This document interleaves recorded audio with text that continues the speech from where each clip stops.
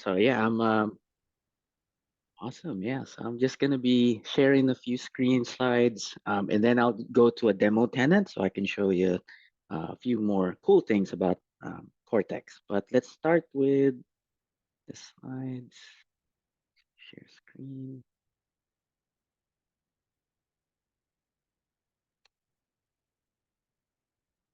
All right. Katie, is that looking?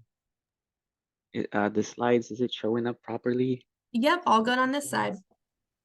Awesome.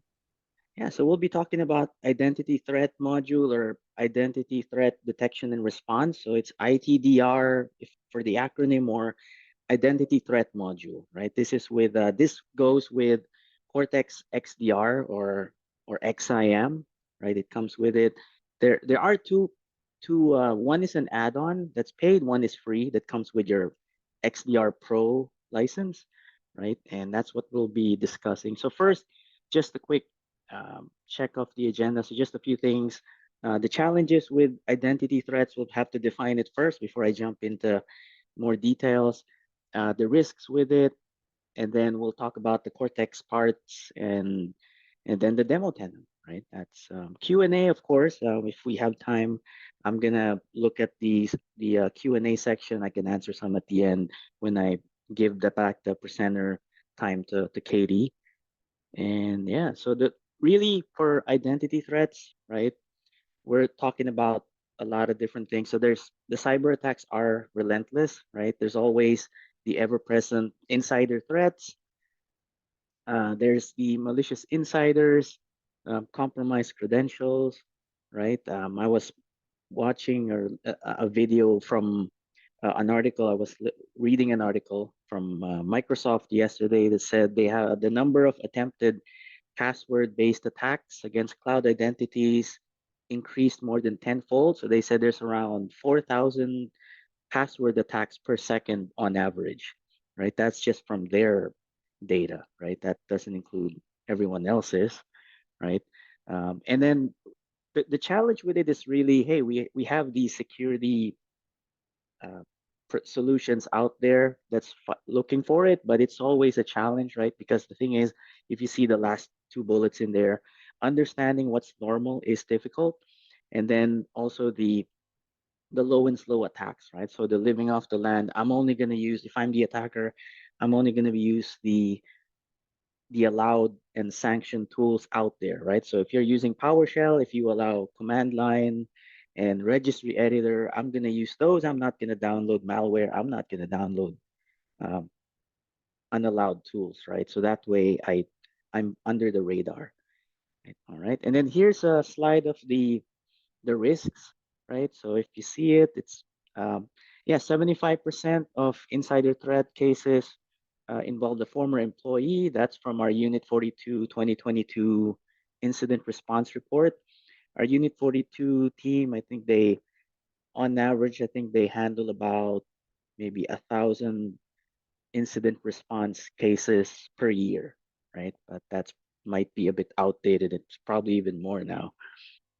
85 days to contain an insider threat, right? The amount when you have a credential theft is in the millions, and then the amount at the time to identify and contain a data breach, more than 200 days, right? Like more than 7 months, right? So half a year before you're able to identify it and contain it, right?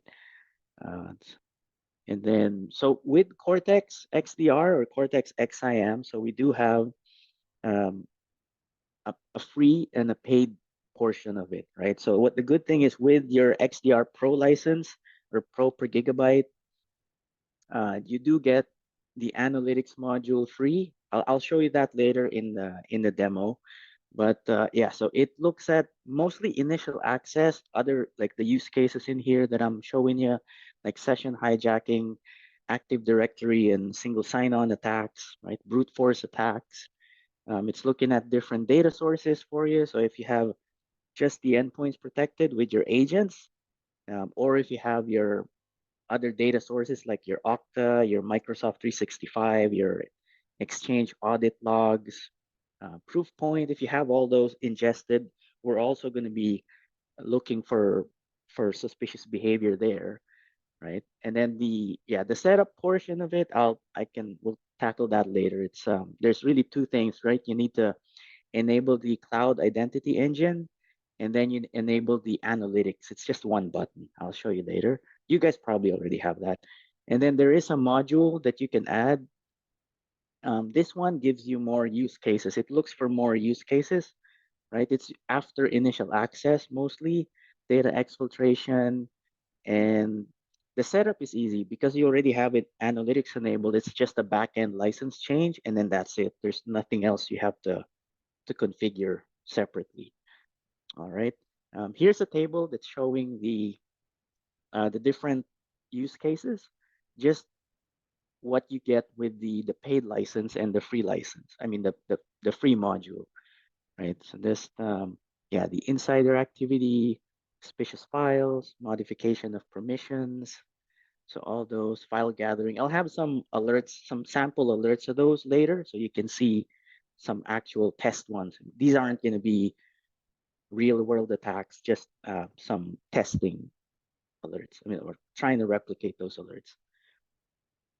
This one's a graphic of what the identity threat module brings to the table. So it's just the visibility portion, right? So you get the right data context of those activities. And then you have the machine learning. It's powering the suspicious behavior and anomaly detection across like all your logs, including third-party logs. And then that's the detections built around those use cases, right? And then the right part, investigation and hunting. So those are just the capabilities that you already have, right? When you're investigating and hunting for these. So when you have when it's showing you an incident with all the stitched alerts, showing all the forensics, the insights included with the alert. When you see when it gives you an alert, it also gives you context like what's normal, why is this not normal, right? Here's what's normal, right? And I'll show you those in screenshots later. Yeah, and then these are going to be some screenshots I'm going to show you later. I wouldn't spend too much time on these 4 to 5 screenshots because I'll show it to you later in the demo tenant. Here's one about, so once you enable the paid module, it adds a risk management dashboard into your console. I'll show you that later.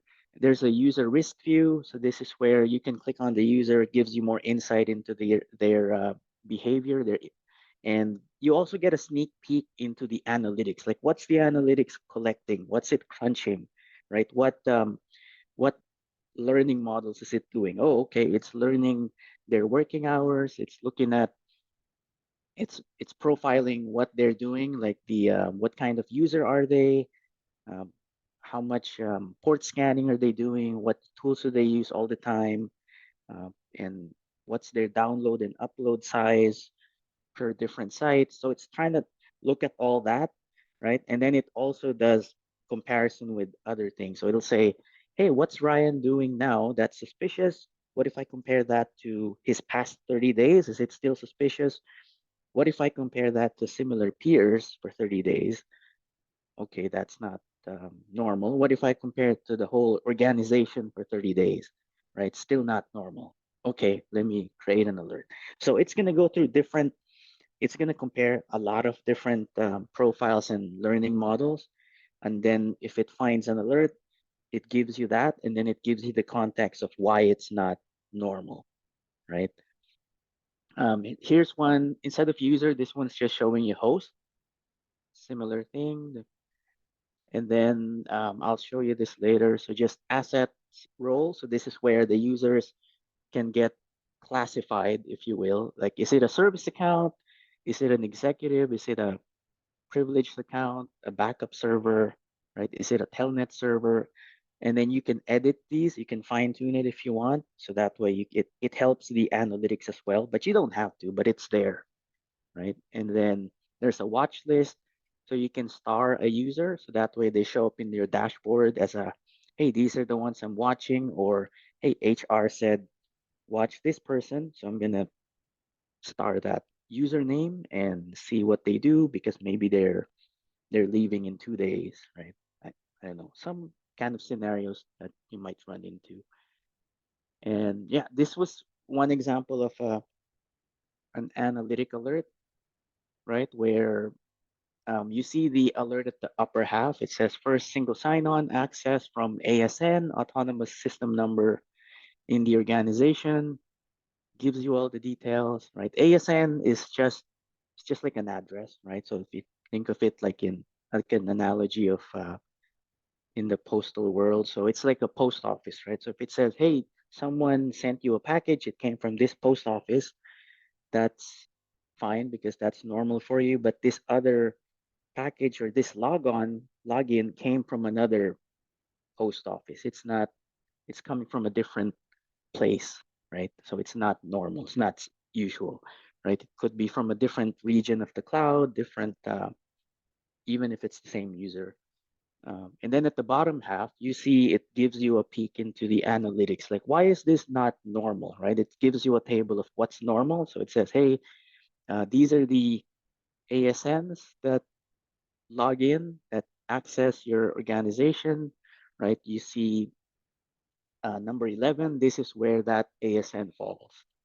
So this is why it's not normal, right? So it gives you good context so that that way when you see it, you can immediately say, oh, I know that. That's a new user. We just established a new site in some country, right? Or you'll say, hey, that's not normal. I know that's not normal. That's not a site we work in. I'm gonna have to do more investigation. But it's there right away, right? It's yeah, less consoles to dig into. All right, so I'm gonna jump into a demo tenant, and of course the slides are gonna be shared, like Katie said, and Dominique. All right, so the one I'm showing you now, this is the Cloud Identity Engine, right? So when you're in your Cortex console, right? Depending on the license, it could be XIM, it could be XDR. I'm just showing you XDR, right? As long as you have the Pro per endpoint or the Pro per gigabyte, you would have that at the free analytics module. This identity threat at the bottom left, that one's the paid version, right? So you can there should be a free you can enable a free trial of it like mine. Like if you don't, just reach out to your account team. They should be able to give you a free trial of it. All right. And then, so once you have these licenses, the first step is you go to your apps.paloaltonetworks.com. That's the hub. And then you would just click on Cloud Identity Engine. You would get to this screen, right, where you would set up and connect to your Active Directory. So the whole purpose of this is really so we can get Cortex would get more context behind the users, the groups, the the the machines.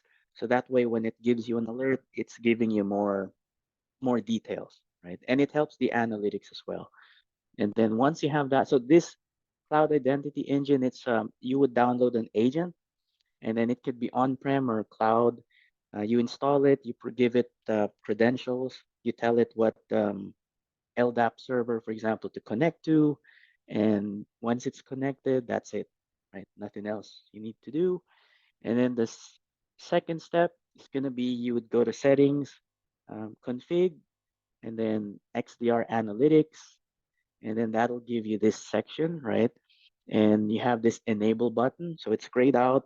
There is a soak time, so if you haven't enabled it, you need 30 endpoints, minimum of 30 endpoints, and for a duration of 2 weeks or like 5 days of cloud logs, right? So the whole reason for the soak time is just so it gets to know the environment better, right? So it says, hey, before I give you alerts on Ryan, I know him for 2 weeks now, so my alerts are gonna be better. I'm not gonna give you false positives, right, or false alarms, right?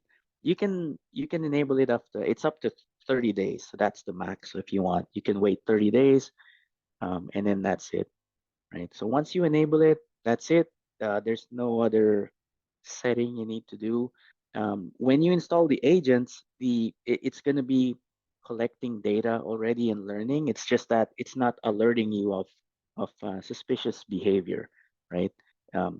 It'll stop malware, malicious behavior, but the suspicious behavior, like those suspicious data exfiltration, brute force attack, password guessing, those wouldn't show up until you click enable. So just check your consoles, make sure you have that enabled. It's going to be the same flow in XIM, right? And then yeah, that's it. Once you enable it, you're good.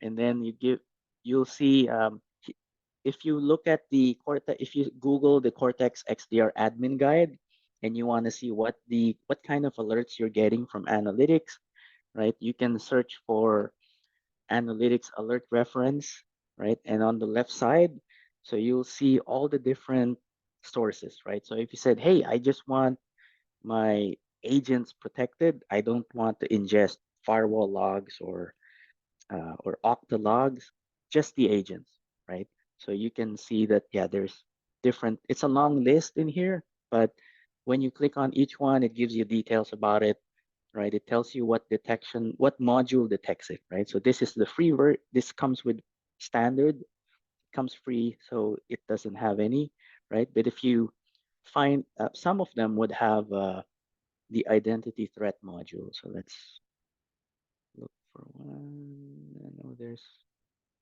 let's say Office 365, right? So it'll have this identity threat module, right? And then if you want to do a search, you can do a search for that. So identity threat module, and you see there's 675, right, across all the different data sources. So if you had to quantify that, that's probably about 50% more analytics you're getting at the moment, right? Of course, it's always going to increase. It's always changing. We're going to keep improving, but at the moment, right, 675, and it's going to be a long list, and then you have to load more. But that just gives you a good comparison. If you really want to see the behaviors, you have it, right? That's all there.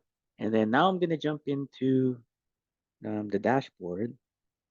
So this is the risk management dashboard, right? So here we see a good full picture of risk based on insider threats and malicious insiders. So we see 15 users, 14 hosts, number of alerts and insights, score over time, top 10 incidents. There's not a lot in here in this demo environment, right? And then we see these, there's a watch list, one user's been starred, right? We can click on a user. So let me click on this person.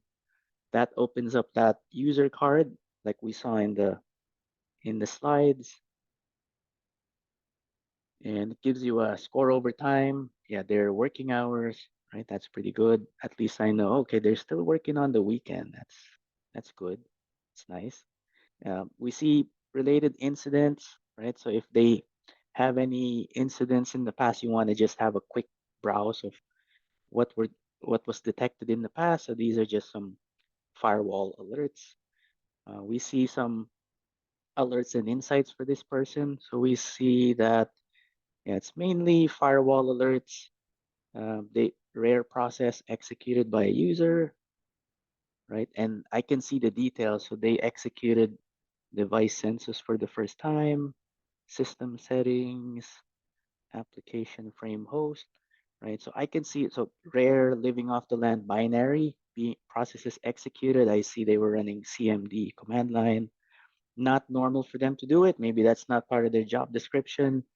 So it's just giving you more insights into that person, right? Even login attempts, authentication attempts, and any cloud logs if you have them ingested.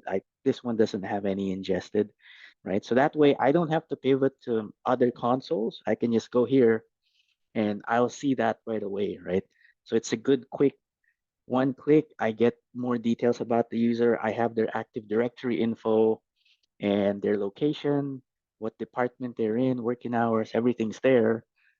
I can, yeah, I can see that part. We can click on a host, right? Let's say PC11. And it's going to be the same thing, just from a host perspective, right? So IP, if it has the agent installed, any insights and alerts for that host, right? And then, yeah, logins and authentication attempts to it, right? So it's pretty straightforward. It's easy to digest once you, so there's not really a steep learning curve to it. Like when you're investigating these kinds of things. Uh, and then the other thing is under user score. So when you go to assets and then asset scores, you see the users, they have a score based on their alerts and insights, right? You can star them in here. There's also the asset inventory. So this is where you can see how, where the machine learning is going through, oh, sorry, asset roles configuration, right? So this is where it's going to be looking at classifying those accounts, those machines, like is it a domain controller, an FTP server, an account where password never expires, right? Privileged account, right? You can right click on these and then you can edit and then you can fine tune them if you want. So you can change these to, yeah, remove or add more people, right? So that helps the analytics. You don't have to, but it helps if it helps too. But that's part of it. And the next is going to be, so I'm going to show you guys some sample alerts that you might see. I mean, you might not see them in your environment because you're taking good care of it. But so yeah, so we'll just go through some examples, right? So here's one. This one's from XIM, right? It's going to be the same for XDR, Cortex XDR, but this one's first single sign-on from an ASN in an organization, and it was it was triggered, detected by identity analytics, right? It gives you details of what it was and why it's not normal. So it says this user authenticated and service used was Azure. Yeah, and the user authenticated using SSO for the first time, right? So pretty straightforward. I can click on this part and gives me more details. So number of authentications, where has the host authenticated from and to, right? So it's all here. So it's good. Yeah, so it's all good. Just gives me good information about it. I'm gonna jump into another one. This one's another one. This is a massive file activity over 500 meg, abnormal to process, right? It's a low severity alert, still worth investigating, right? And we see, so this user generated massive file activity. It was generated using WinRAR and some process instances in there. It's perform activities on one different file. And then it gives you context, like on average, this process performs activities on this much files per day. Daily average file byte count is this much, 5 megs, 5.6, right? And they were at over 500, right? And then you can scroll down, you get more details. So you'll see the file name, Foxit Phantom PDF, right? The file path. We see the source command of what they were running. Yes, I can hover on it, and yeah, so we see WinRAR, and then they ran that Foxit Phantom PDF, right? And the source process is WinRAR. So everything's here, right? From there, I can do more investigation if I want, or I would know if this is a new developer. Hey, this is the maybe it's a careless developer, maybe it's a critical project, right? You would have the tribal knowledge, but this kind of information it gives you, you have enough already to know if you need to do more or if it's something you don't have to worry about, right? Next is this one's possible internal data exfiltration over 500 meg via USB storage device. Same thing. So it's given us the details of what happened. right? This may indicate insider threat. There's a help section or just a light bulb where you can click, just gives you more insight into it. And then it says, yeah, 24 different files in the past hour. And then this is what's normal, gives you a peek into what it's seeing as normal. So you can sort of determine, yeah, this is definitely not normal, right? And then you can scroll down, you'll see all the different files in here, 71 of them, and mainly just zip file names. And yeah, they're all file write, file create, right? So create it and write to it using explorer.exe to save to USB, right? So yeah, so that's straightforward.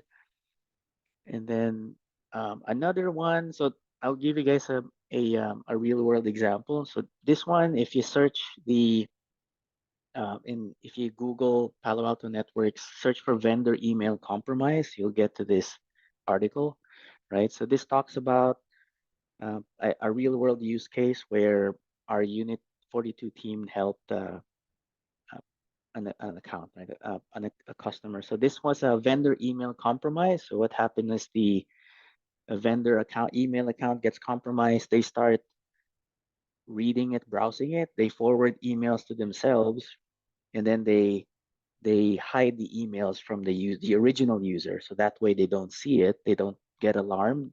And then once they have everything, they're going to send an email to all the customers with phishing links, right? And now it's going to be coming from that account. So it's going to be more legitimate. And then they'll just forward everything back to themselves, right? So, um, so you'll see the story in here, but I'm just going to go to a sample screenshot again, right? So here we see the user connect. So this is a Cortex alert, analytics alert as well, right? User connected from a suspicious country, from Nigeria in this case, and the identity analytics said this is what's normal, right? Countries with logins uh, from your users, most of them in the US, and then this is where that country resides in this table, so not normal, right? Pretty good context behind it. And then another alert that they would be getting is that they did encounter was this one, right? So when the users were forwarding emails to their account, right? That way they were hiding the sent emails in the deleted items. So that way the user wouldn't suspect anything's wrong, right? So they would do that, or they might hide it somewhere else. Like there's an RSS feeds folder, they can hide it there, um, so it wouldn't be easy. Who checks that folder, right? I don't check that, never. Uh, yeah, so they can do that, right? So they would have this kind of behavior. It's going to be detected.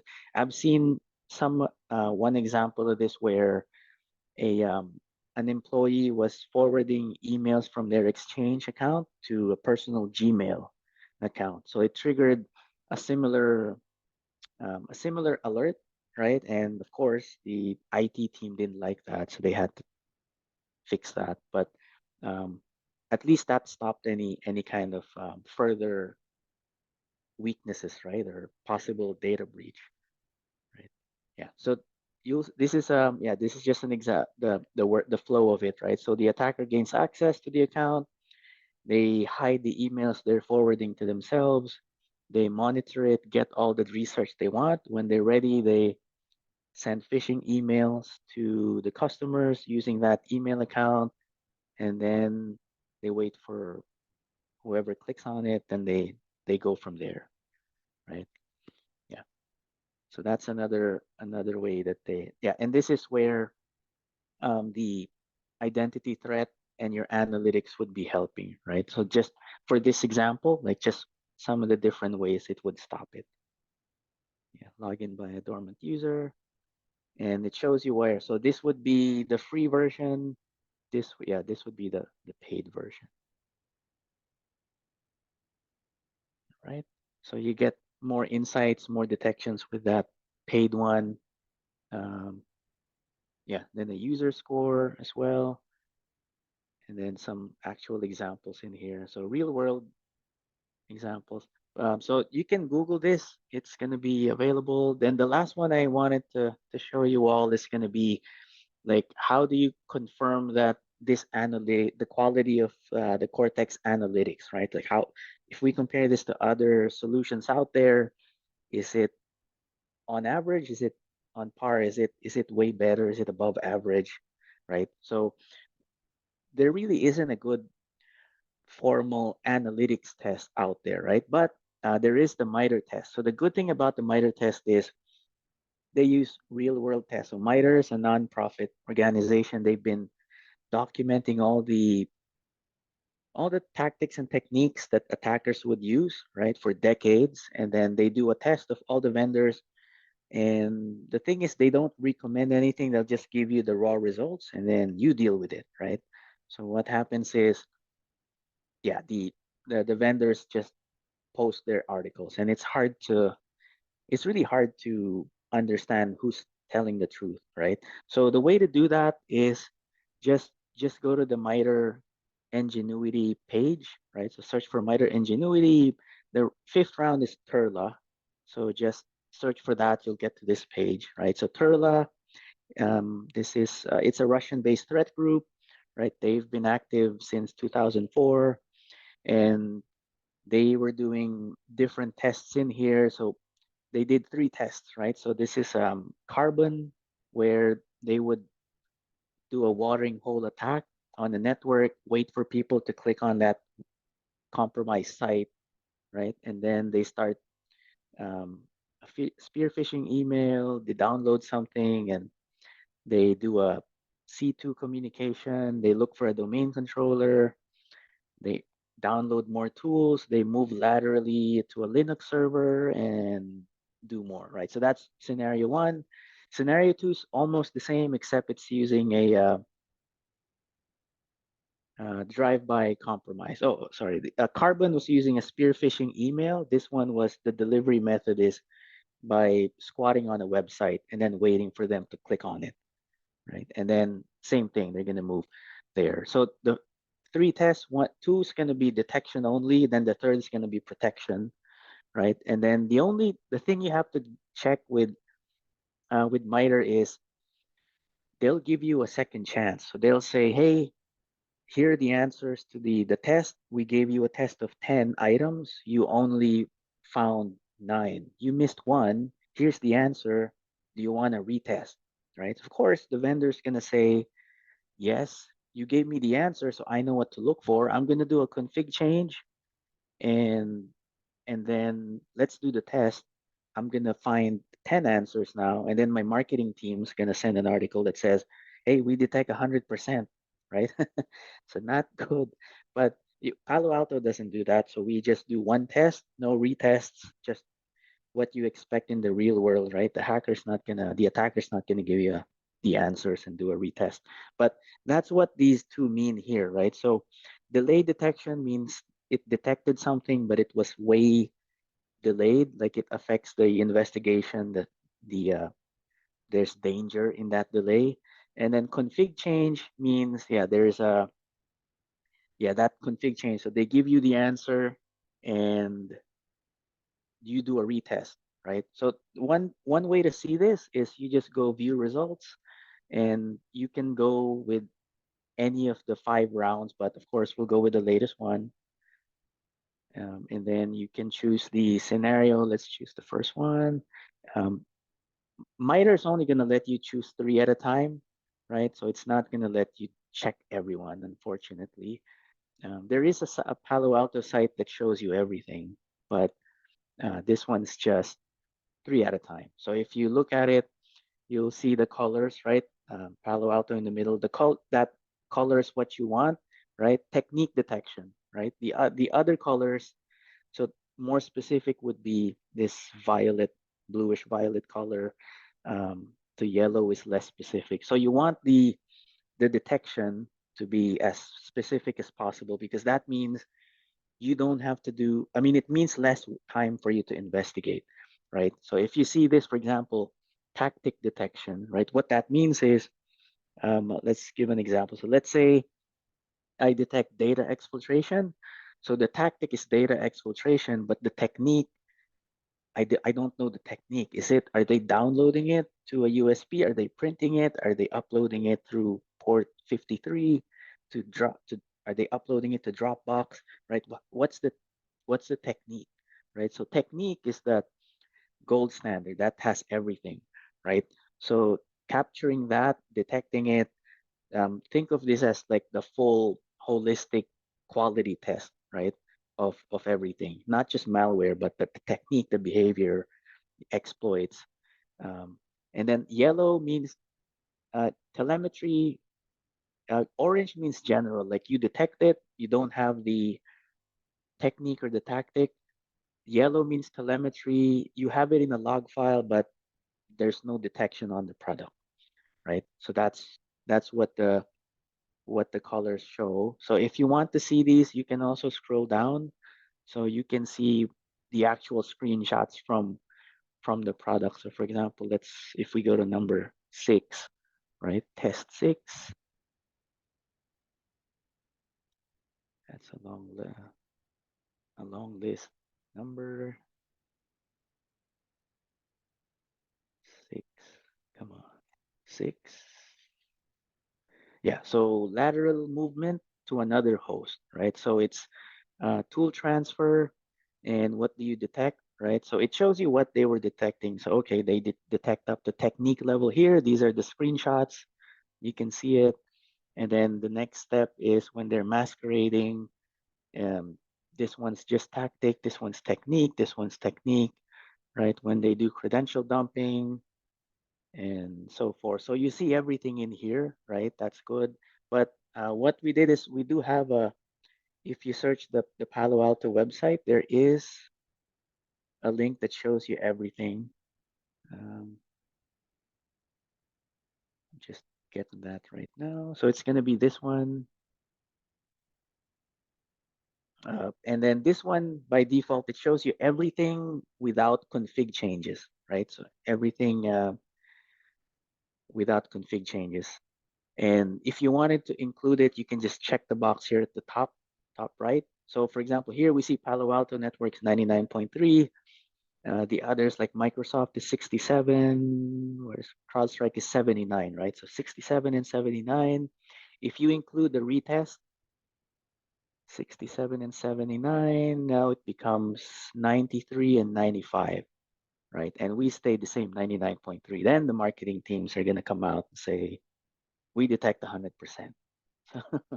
So that's why, yeah, you have to be careful with the test. But this is a good one because it's real world. Like it's not coming from customer reviews and console, how the console look. It's just real world.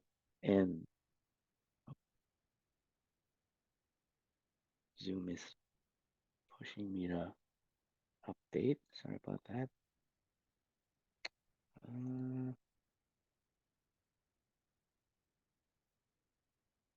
yeah, Zoom always has bad timing. So anyway, I do see a question. Does the identity analytics free work with Okta in Azure AD?